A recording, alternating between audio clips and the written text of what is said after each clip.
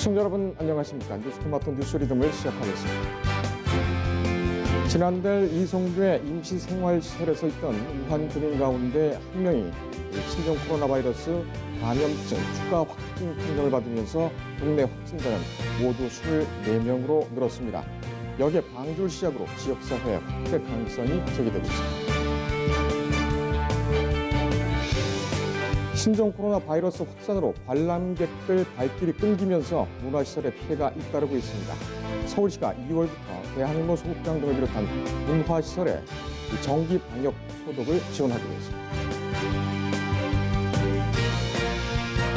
추미애 법무부 장관이 어제 윤석열 검찰총장을 만나 35분쯤 환담했습니다. 추 장관은 권력기관 개혁을 앞두고 기관 간 협조하고 소통하자고 윤 총장에게 당부했습니다.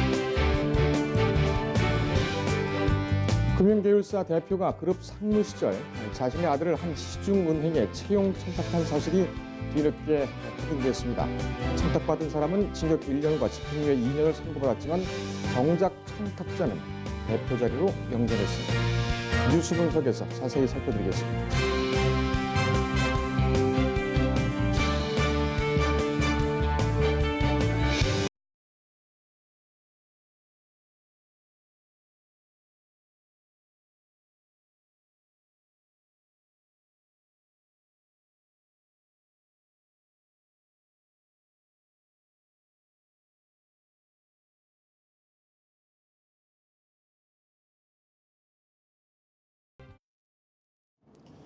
신종 코로나 감염증 확대 사실부터 상황부터 좀 알아보도록 하겠습니다.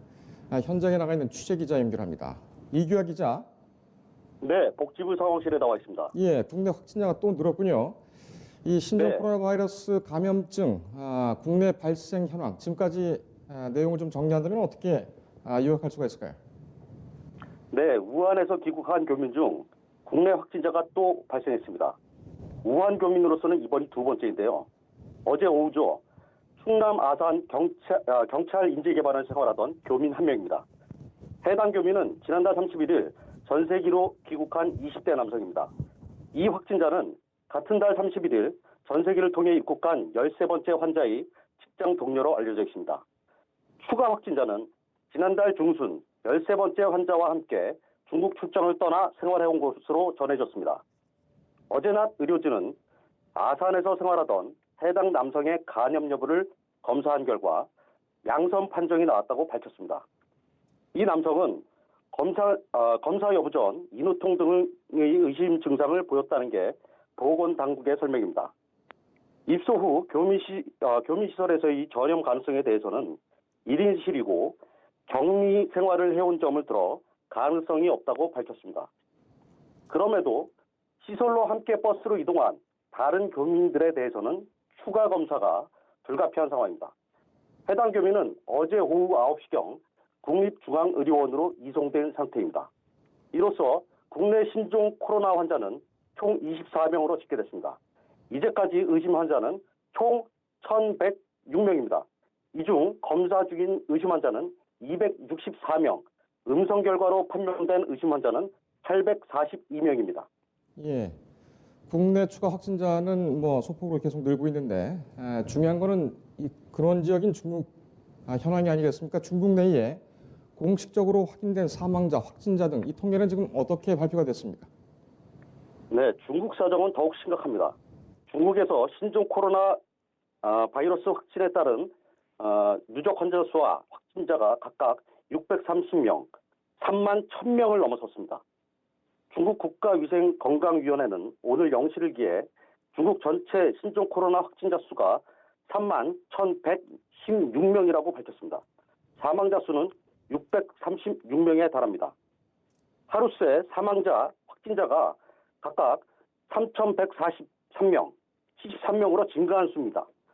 하루 사망자 수가 73명에 달했던 지난 5일을 기준에 이틀 연속 70명이 넘어선 수입니다. 우한에 속한 후베이성 확진자만 2,447명, 사망자 69명입니다. 이 중국 내 신종 코로나 바이러스 여기가 해결되지 않으면 대책이 사실상 없는 상황이죠. 중국 내에서는 지금 이 대응 수위를 어느 정도로 두고 있습니까? 네, 문제는 중국 내 확진 환자와의 접촉자 수가 계속 늘고 있다는 점입니다. 공식 확인된 밀접 접촉자 수만 32만 4,028명으로 18만 6,045명이 관찰 대상입니다. 위중 환자 현황도 심각합니다. 중국 내 전체 신종 코로나 확진자 중 4,821명이 위중 환자입니다. 의심 환자는 2만 6,359명으로 파악되고 있습니다. 홍콩, 마카오 등 중화권의 경우도 50명의 누적 확진자가 집계되고 있습니다. 홍콩은 24명 중 1명이 사망한 상태입니다. 지난 2일 목숨을 잃은 해당 확진자는 지난달 21일 홍콩을 경유해 입국한 중국인 남성입니다. 필리핀도 사망자가 발생하면서 중국 이외의 국가 사망자 수는 2명입니다. 해외 누적 확진자 수는 218명으로 집계되고 있습니다. 상황이 이렇다 보니 중국 내에서도 고강도 대책을 내놓고 있습니다. 미흡했던 초기 대응력과 달리 우한처럼 저장성 웨이징시 등 일부 지역을 봉쇄하고 도로를 막는 등 사실상 전시태세에 들어간 상황입니다. 시진핑 국가주석이 직접 신종 코로나 바이러스와의 전쟁을 선포했는데요. 바이러스가 급속히 확산될 수 있는 요인을 원천 차단하는 등 전수조사에 나선다는 방침입니다. 지금까지 복지부 상황실에서 뉴스토마토 이규하였습니다. 예, 수고했습니다. 계속 수고해 주기 바랍니다. 다음 소식 전해드리겠습니다. 신종 코로나 바이러스 감염증이 확산이 되면서 이 시민들이 밖으로 나오지를 않고 있죠. 이러다 보니까 문화시설들이 뜻밖의 피해를 보고 있습니다. 특히 단체 관람객들이 대학로 소극장이나 박물관 등의 관람 예약을 대거 취소를 하면서 큰 타격을 받고 있습니다. 서울시가 어제부터 대학로 소극장 등을 비롯한 문화시설에 대거 정기 방역 소독을 지원해 나섰습니다. 홍현 기자입니다. 서울시가 2월부터 신종 코로나 바이러스 감염증 예방을 위해 대학로 소극장 131곳과 시문화시설 71곳에서 방역소독을 매주 1회 실시합니다. 다중이용 문화시설의 방역은 개인 위생관리와 함께 시설 전체의 위생관리가 중요하기 때문에 정기적인 방역소독으로 바이러스 확산을 사전에 차단한다는 겁니다. 방역 후에는 방역 인증 스티커를 부착해 시민들이 방역 여부를 확인할 수 있도록 합니다. 특히 시는 방역 대상 문화시설을 대학로 민간 공연장으로까지 확대해 비용 문제로 개별 방역이 쉽지 않은 소극장의 방역 소독을 지원합니다. 300석 미만 소극장 131곳에 주 1회, 총 10주간 정기 방역을 실시하고 향후 신종 코로나 바이러스 확산 추이에 따라 수시 방역을 진행할 예정입니다. 시민과 많은 국내외 관광객들이 방문하는 시 운영 문화시설 71곳은 6일부터 매주 1회 방역 소독을 실시합니다. 감염병 예방법상의 의무 소독 시설이 아닌 시설까지 대상을 확대해 매주 방역 소독을 실시합니다. 방역 소독은 인체에 무해하다고 알려진 메디카바 살균 소독액을 방문객들의 신체가 닿는 바닥, 문, 손잡이, 벽 등에 분사하는 방식으로 진행됩니다. 시는 2015년 메르스 당시 사례를 참고해 각 시설의 주된 기능과 관련 있는 전시, 공연, 교육 등 행사는 방역 대책을 철저히 수립해 축소 개최합니다. 대규모 야외 행사나 불특정 다수를 대상으로 하는 프로그램은 취소나 연기하는 등 문화시설 운영 기준을 마련했습니다. 뉴스토마토 홍련입니다. 추미애 법무부 장관이 한창 각을 세웠던 윤석열 검찰총장과 어제 만나 환담했습니다. 취임 후 두 번째 만남인데 비공개로 진행된 만남에서 시종일관 밝은 분위기였다고 대검찰청 관계자들이 전하고 있습니다. 더 자세한 소식 최병호 기자가 전합니다. 추미애 법무부 장관은 어제 오전 10시 35분쯤 서울 서초동 대검찰청을 방문했습니다. 원래 서울고등검찰청에 새로 만들어지는 법무부 대변인실 사무소 의정관 개소식에 참석하기로 했는데 고검에 가는 김에 먼저 대검을 찾아 윤석열 검찰총장과 만난 겁니다. 두 사람은 35분여 동안 환담한 것으로 전해졌습니다. 이번 회동에 관해 추 장관은 취재진과 만나 고검에 의정관 공간을 잘 마련해주고 도와줘서 감사하다고 했다면서 앞으로 권력기관 개혁을 앞두고 기관 간 협조하고 소통하자고 했다고 밝혔습니다. 다만 최근 논란이 불거진 청와대의 울산시장 선거 개입 의혹과 공소장 비공개 방침에 관해선 특별한 대안은 없었다고 했습니다. 아울러 추 장관은 공소장 비공개 방침이 공정한 재판을 받을 권리 등을 고려한 정당한 결정이라고 거듭 강조했습니다. 형사 사법 정의를 지켜내려면 그간 공소장을 공개하고 언론에서 추측성 보도를 하는 관행에서 벗어나야 한다는 겁니다. 하지만 자유한국당 등 보수 야당뿐만 아니라 정의당과 참여연대 등 진보 쪽에서도 공소장 비공개 방침에 대한 비판의 목소리가 거세지고 있습니다. 법무부가 청와대의 선거 개입 의혹이 드러나는 걸 감추기 위해 공소장 비공개라는 꼼수를 부렸다는 겁니다. 이에 대해 추 장관은 다음 주 초 취임 이후 첫 기자간담회를 열고 공소장 비공개 방침과 검찰개혁 성과 등에 대한 입장을 밝히기로 했습니다. 뉴스토마토 최병호입니다. 정치자금법 위반 혐의로 기소돼 1심에서 벌금 90만 원을 선고받았던 은수미 성남시장에 대해 항소심이 구형보다 높은 벌금 300만 원을 선고를 했습니다. 이 형이 확정이 되게 되면 은 시장은 시장직을 잃게 됩니다. 은 시장에 대한 판결 이유와 의미를 오늘은 세월호 리포트를 쉬고 오영중 변호사와 함께 전화로 같이 알아보도록 하겠습니다. 변호사님 나와 계십니까? 네, 안녕하십니까. 네. 오영중 변호사입니다. 안녕하십니까? 예. 항소심 재판부가 어제 수원 고법이었죠. 은수미 시장에 대해서 1심보다 가중된 형을 선고를 했습니다. 네, 그렇습니다. 이번 항소심에서의 어떤 그 쟁점이랄까요? 그런 부분은 어떤 부분이었습니까? 결국 이 사건의 본질은 이제 코마 트레이드라는 회사로부터 은 시장이 이제 차량과 운전기사를 제공받아서 불법 정치자금 수수라고 이렇게 지금 1심에서 선고 났고요. 은 시장 항소심에서 이게 이제 낙선 이후에 자원봉사자로 인식했고 또 정치자금 수수에 고의가 없었다. 생계활동이다. 이런 정당히 주장을 했었는데 법원은 받아들여지지 않았는데요. 문제는 형량이 너무 높다는 것입니다. 예. 구형량보다도 한 2배 정도, 300만 나왔으니까 시장교육 박탈하는 그런 선고가 나온 것이죠. 일단 먼저 이 은 시장의 혐의를 좀 정리를 하고 가겠습니다. 워낙 많이 알려진 사실이긴 하지만 2018년 이 검찰이 12월 11일 날 은 시장을 성남 지역 조직폭력배 출신의 사업가 이모 씨로부터 2016년 6월부터 지난해 5월까지 한 1년 정도를 자신의 정치 활동을 위해 90여 차례 걸쳐 운전기사와 차량을 무상으로 받았다. 제공받았다. 교통 편의를 받았다는 얘기겠죠.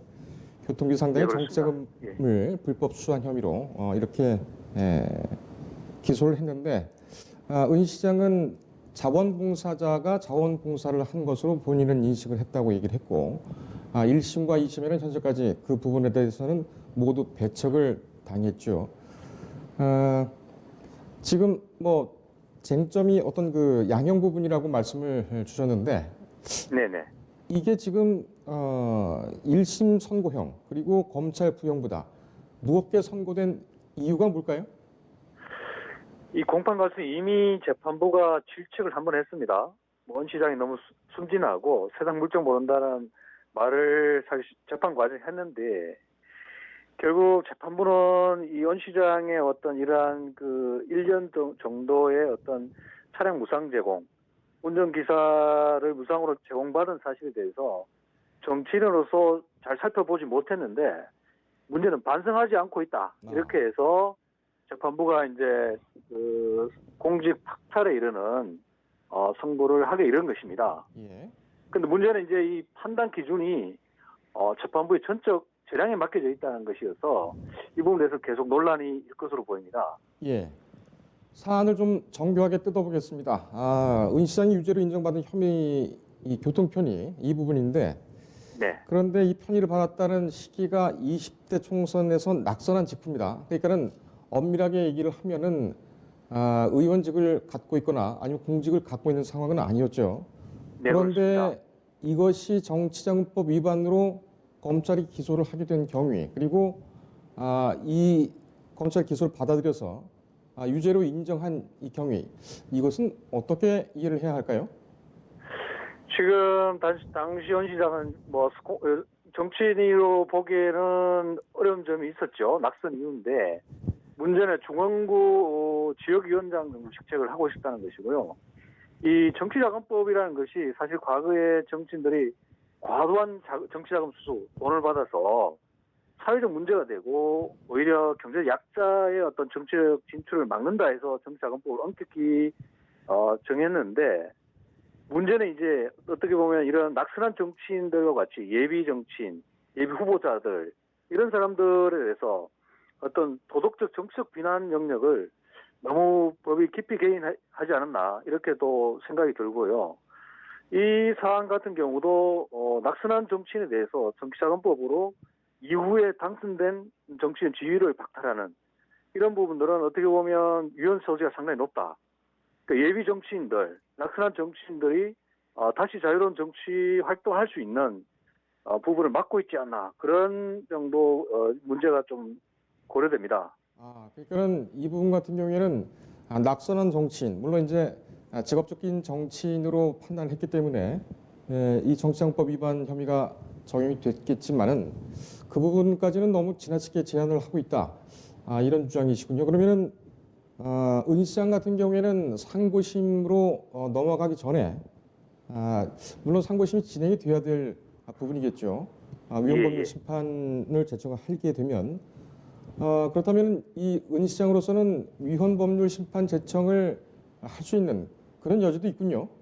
예, 충분히 있습니다. 있고요. 이 정치자금법상 적용 대상자에서 너무 포괄적입니다. 정치인이 도대체 어디까지 되느냐, 현역 정치인이냐 아니면 장래 정치인이 될 사람이냐, 정치를 했는데 은퇴하고 또 한참 시간이 지난 다음에 다시 정치를 할 수 있는데, 그 많은 사람들 포괄적으로 뭐 자금 수수나 이런 것을 처벌한다면 과연 어떤 그 사회적 약자나 경제적 능력 없는 사람을 아예 정치인으로 입문하는 것을 배제하는 이런 법이 될 수 있기 때문에 위헌 소지가 상당히 높다고 저는 개인적으로 판단합니다. 예. 지금 이제 상고를 하겠다고 직접적으로 표현을 했습니다. 이제 SNS를 통해서 재판의 경과를 이 시민들에게 보고를 하고 상고 준비를 열심히 하겠다 이렇게 얘기를 했습니다. 이 상고심에서 다뤄질 이 핵심 쟁점은 뭐로 보십니까? 결국 이 법령 정치자금법상 이제 본인이 은 시장이 이렇게 차량이나 운전기사를 제공받는 게 과연 위법한 행위를 인식했느냐, 그리고 고의적으로 그렇게 제공받았느냐, 그리고 이게 일상적인 이제 생계 활동이라는데 이 과연 정당 행위로 인정받느냐, 즉 단순 자원봉사자의 호의를 받은 것이다 불과하다, 이것이 아주 핵심 쟁점이고요. 예. 현실적으로 정치 현실, 그러니까 대부분 또 정치 현실을 감안할 것 같습니다. 그러니까 자원봉사자들이나 지지자들의 어떤 엄청난 호의를 과연 법의 잣대로 심판할 수 있느냐, 이런 부분이 이제 대법원에 다시 한 번 더 다퉈줄 것으로 보입니다. 예. 헌법소원 문제를 다시 한번 좀 여쭤보겠습니다. 이렇게 되면은 지금 상황에서는 위헌법률 심판이나 헌법소원을 할 수는 없는 상황이죠? 예, 그래서 예. 그리고 일단 재판이 시작되어야 하지만 다시 말해서 상고심, 상고장이 들어간 후에 재판이 계속되어야만 위헌법률 심판을 제청할 수가 있는 것이고, 그것이 만약에 거부가 되게 되면 헌법소원 순으로 가게 되겠죠? 예, 그렇습니다. 예. 그렇다면은 대법원 재판부에서 이 부분에 대해서 위헌법률 심판 제청을 신청을 받아들일까요? 어떻게 보십니까? 저는 한번 이 시점에서 우리나라 정치자금법의 이런 포괄적인 규제 부분을 한번 대법원이 전향적으로 한번 판단을 해볼 필요가 있고, 그 시기가 왔다고 봅니다. 그래서 대법원이 한번 전향적 판단을 할 것으로 기대해 봅니다. 예. 재판부가 수원고 형사 일부가 은 시장에 대해서 이 판단한 부분을 좀 먼저 보고 가겠습니다. 이 부분이 지금 양형 부분하고 맞닿아 있기 때문에 항소심 재판부에서는 은 시장이 교통 편의를 기부받는 사정을 충분히 인식을 했다. 이런 부분, 그리고 1년 동안 코마트레이드 측으로부터 차량과 운전 노무를 제공받았다. 이렇게 사실관계를 인정을 했죠. 그 후에 양형 이후에 대해서는 이런 행위는 민주정치의 건전한 발전에 기여해야 할 정치인의 책무 및 정치활동과 관련한 공정성, 청렴성에 대한 국민의 신뢰를 버린 것이라고 판시를 했습니다. 자, 변호사님. 예. 대법원에서도 양형 부당을 가지고 다툴 수가 있습니까? 원래 양형부당으로 대법원에 상고하는 것은 제한적입니다.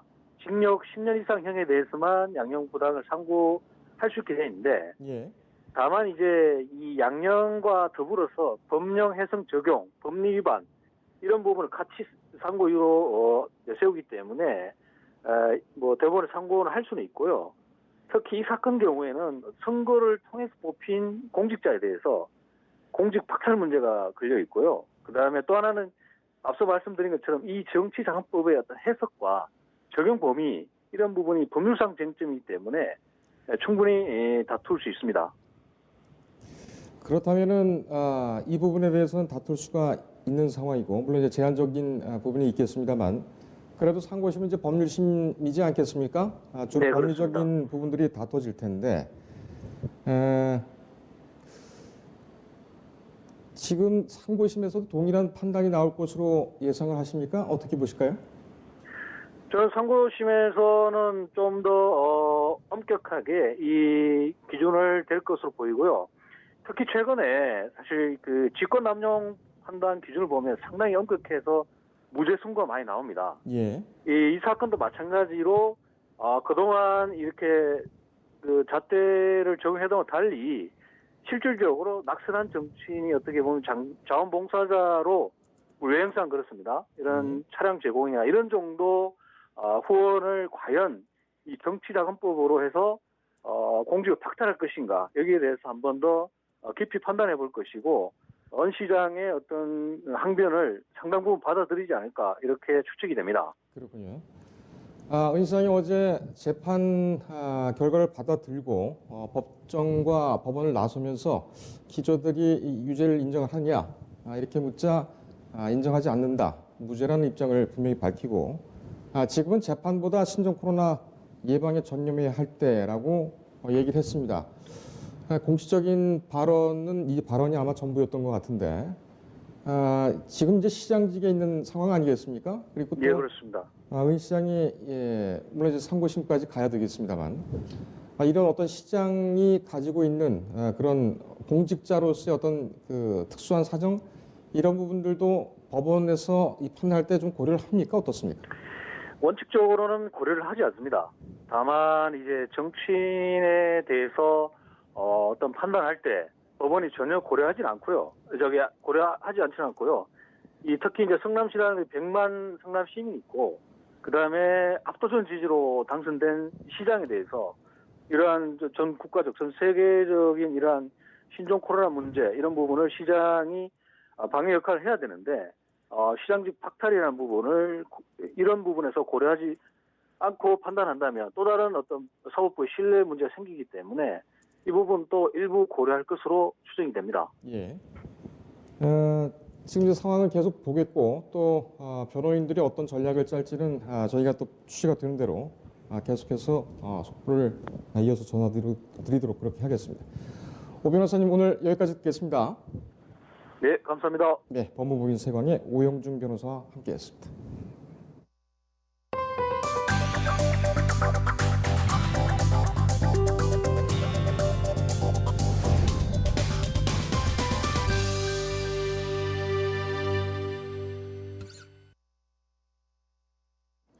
이 최광 전 보건복지부 장관이 이 국민연금 기금운용위원회 위원장을 보건복지부 장관이 아니라 국민연금 이사장이 맡아야 한다고 강하게 주장을 하고 나섰습니다. 이 국민연금의 독립성을 보장하기 위해서는 반드시 필요하다고 강조를 하고 있는데 대부분의 전문가들도 같은 입장을 취하고 있습니다. 문지훈 기자입니다. 전 국민연금공단 이사장을 지낸 최광 전 복지부 장관이 국민연금의 주주권 강화 움직임에 대해 비판했습니다. 최 전 장관은 지난 5일 한국경영자총협회와 한국경제연구원 등이 공동으로 개최한 국민연금 독립성 확보를 위한 지배구조 개선 세미나에 주제 발표자로 참석했습니다. 세미나에서 최 전 장관은 국민연금이 주주권 강화 움직임에 앞서 우선 독립성과 전문성을 강화해야 한다고 주장했습니다.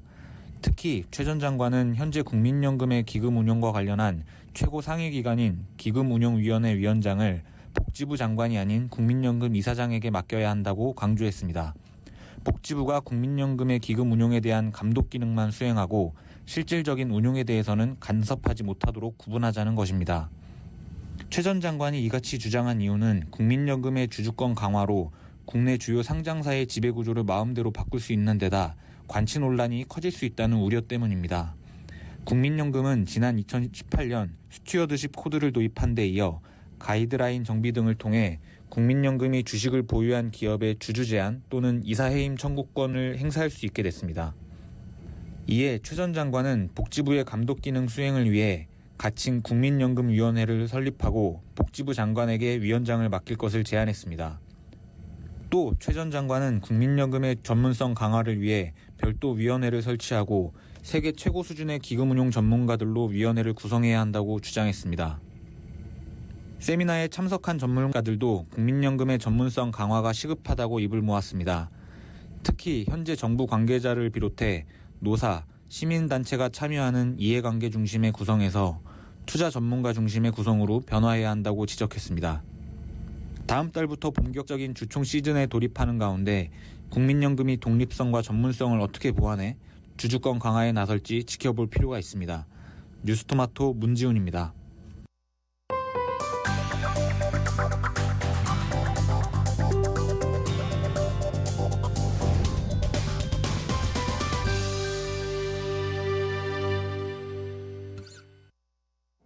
예, 시중의 한 유력 금융계열사 대표가 그룹 상무 시절에 자신의 아들을 한 시중은행에 채용 청탁한 사실이 뉴스토마토 취재 결과 뒤늦게 확인이 됐습니다.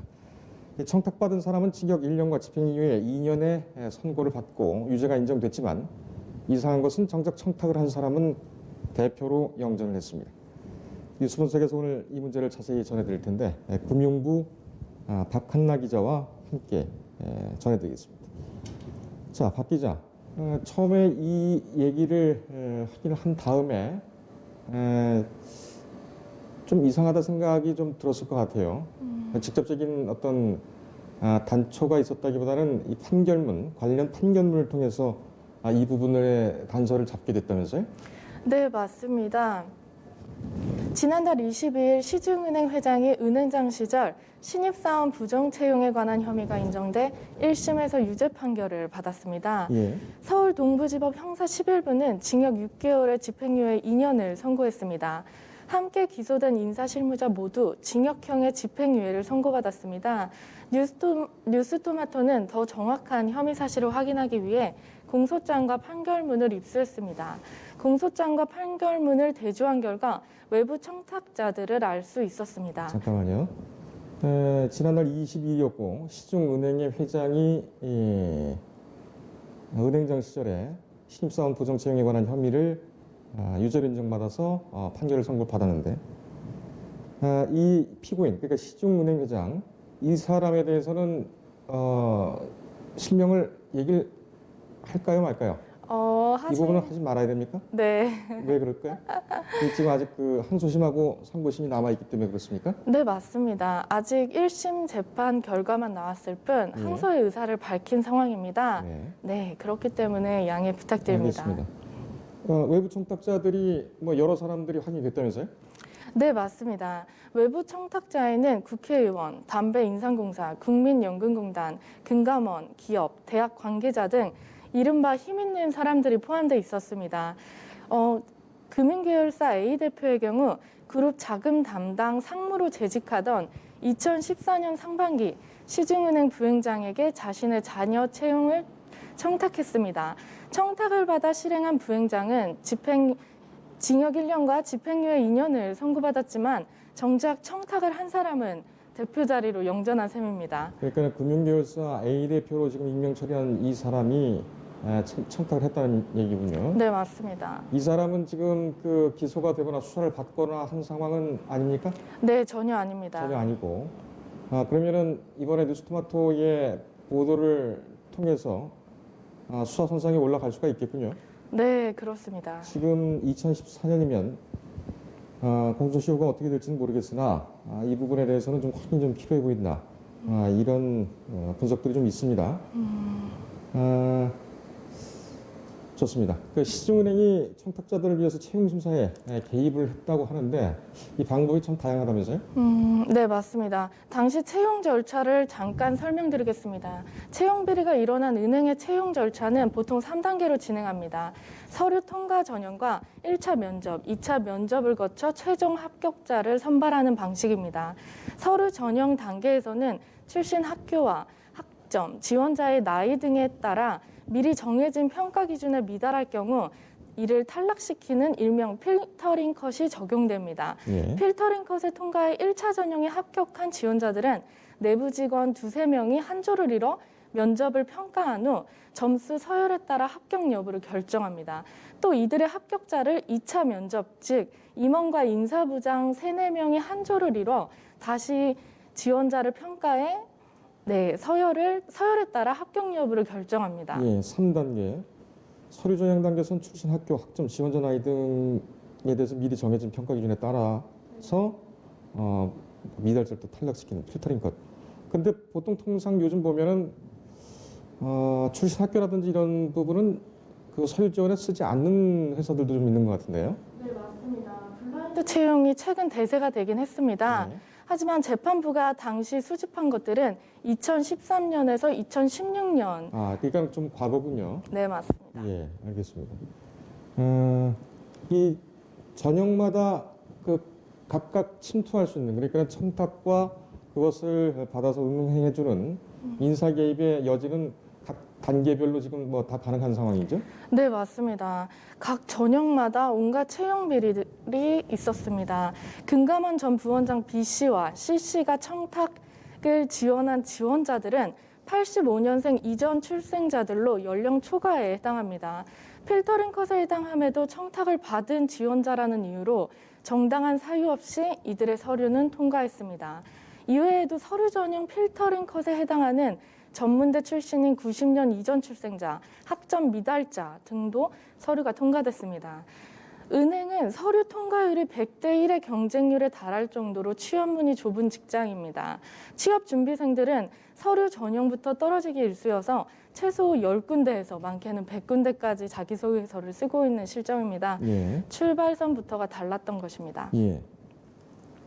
필터링 컷을 지금 뭐 과거 2013년, 2014년이라고 하는데 지금은 어떻습니까? 네, 지금은 많은 기업들이 앞서 말씀드린 대로 블라인드 채용을 하고 있습니다. 예. 네. 블라인드 채용이라고 하더라도 뭐 마음만 먹으면은 뭐 들어갈 수는 있겠죠. 네, 맞습니다. 그렇기 때문에 더 기업들에 대한 법과 제도적인 절차 마련이 필요한 것 같습니다. 알겠습니다.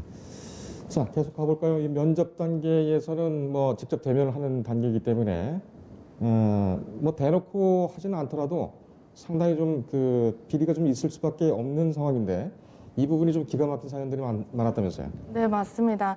금융계열사 A 대표의 자녀가 여기에 해당합니다. 1차 실무진 면접 결과 지원 동기가 불명확하고 본인의 주장이 강해 팀워크를 저해한다라고 기재가 돼 있음에도 DC 등급을 받았습니다. 예. 당시 은행은 면접 평가에 따라 지원자들에게 AA 등급부터 DD 등급까지를 매겼는데요.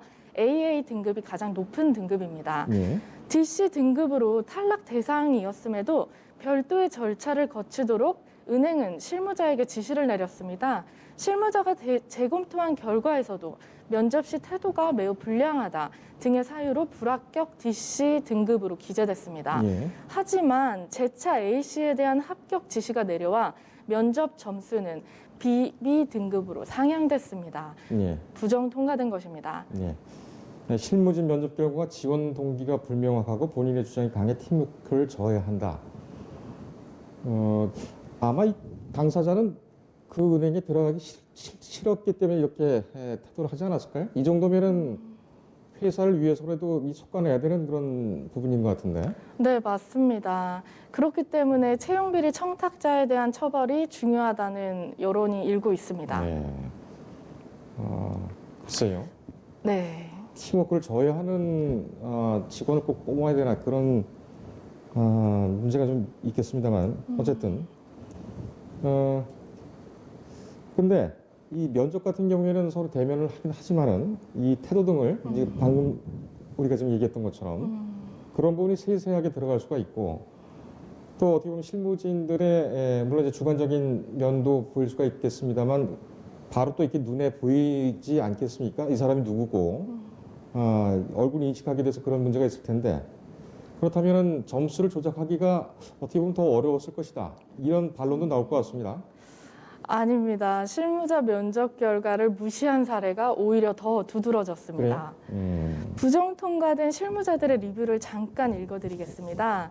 타인에 대한 배려가 부족하다. 지원 동기가 불명확하다. 상대의 의견의 핵심을 파악하지 못한다. 면접 내내 산만하게 집중을 못한다. 금융권의 이해도가 전반적으로 떨어져 채용 불가하다.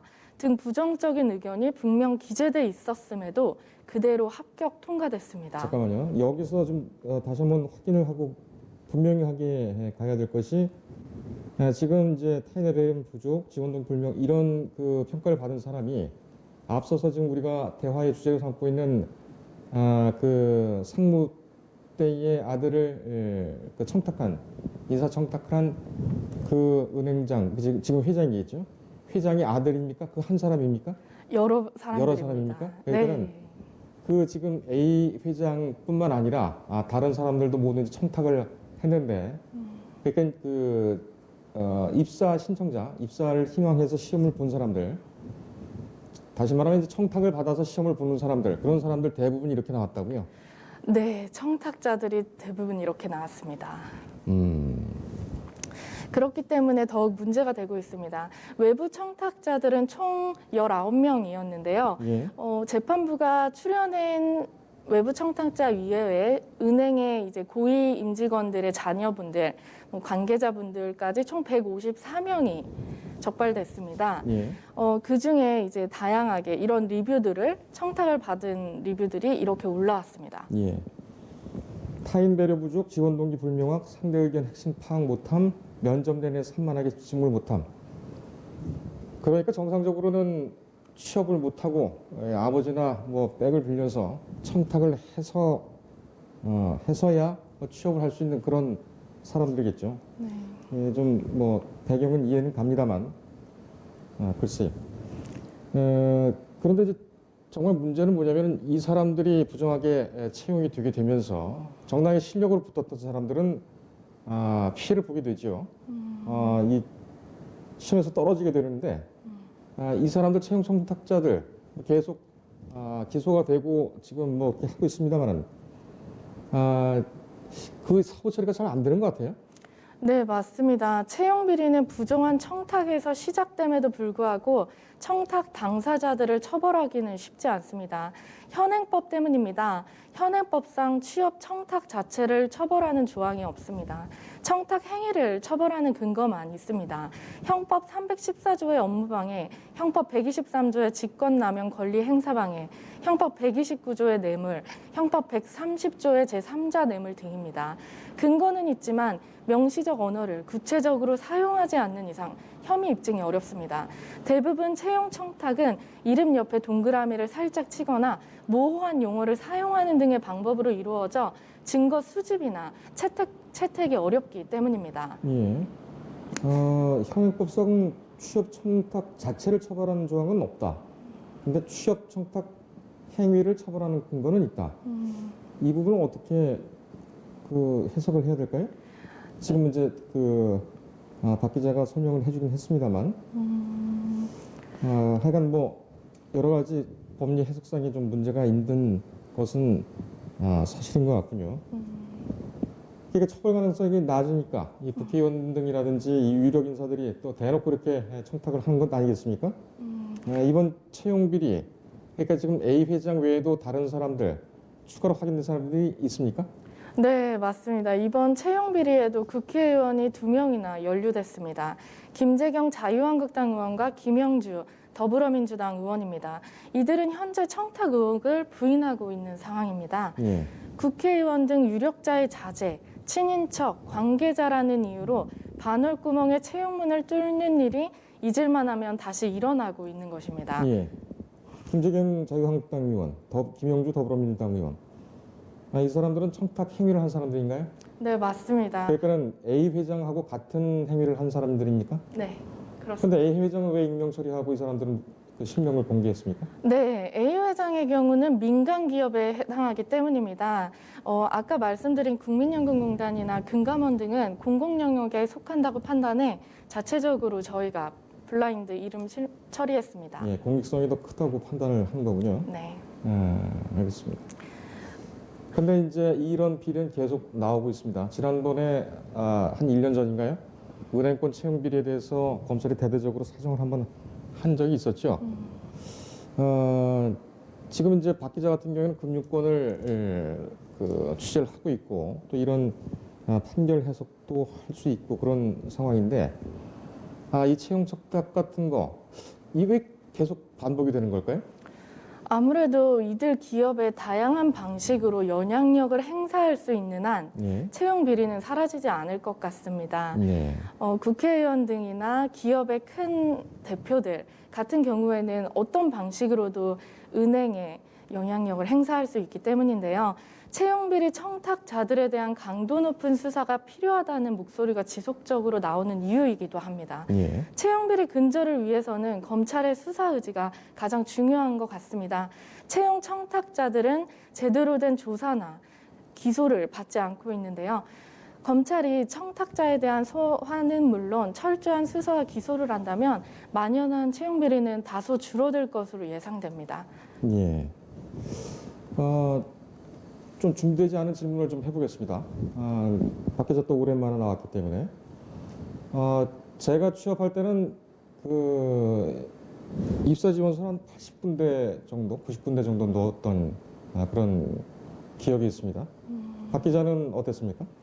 네, 저도 만만치 않았습니다. 몇 년도에 입사했죠? 저 같은 경우에는 2018년도에 입사했습니다. 2018년도. 네. 2년 전이군요. 네. 그때의 취업할 때의 원서를 몇 장이나 썼습니까? 정말 많이 썼습니다. 기억이 나지 않을 정도로. 네, 맞습니다. 언론사 채용 공채는 오히려 더 많이 나지 않아서 언론사 채용 공채는 물론이거니와 기자가 너무 하고 싶었던 마음에도 일반 사기업까지 포함한다면 저도 한 50군데 넘게는 썼을 것 같습니다. 50군데 넘게. 네, 맞습니다. 저보다는 좀 빨리 된 편이군요. 네. 예.